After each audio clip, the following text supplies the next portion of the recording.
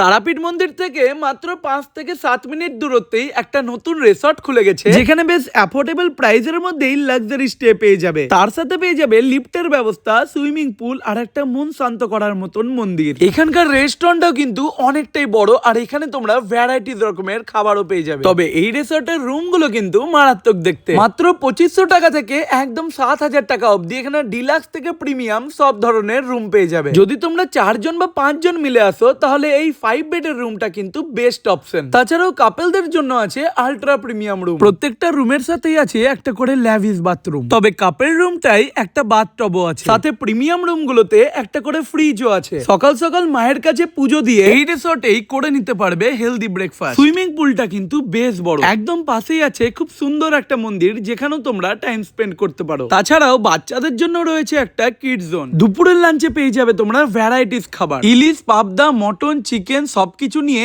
একদম জমিয়ে খাওয়া দাওয়া। আমার তো এই ভেটকি পাতুরিটা আলাদাই লেগেছে, বাট এই চিকেন পাটিয়ালাটা তো একদম নতুন খেলাম। তার সাথে মটন কালাবোনাটাও ছিল দুর্দান্ত খেতে। আর হ্যাঁ, এই রেস্টুরেন্টটা কিন্তু আউটসাইডারদের জন্য অ্যালাউড আছে। এছাড়াও রিসর্টের বাইরেই আছে ফুড এক্স, যেখানে তোমরা বিদেশি ব্র্যান্ডের চকলেট, সফট ড্রিঙ্ক আর স্ন্যাক্স আইটেম পেয়ে যাবে। তাহলে তারাপীঠ এসে থাকলে শহরের ব্যস্ততা থেকে সরে এসে নিরিবিলি জায়গায় লাক্সারি ফিল নিতে হলে এই পার্ক কিং রিসর্ট তোমাদের কাছে বেস্ট অপশন। ফোন নাম্বার দেওয়া আছে ক্যাপশনে, একবার চেক করে নিও।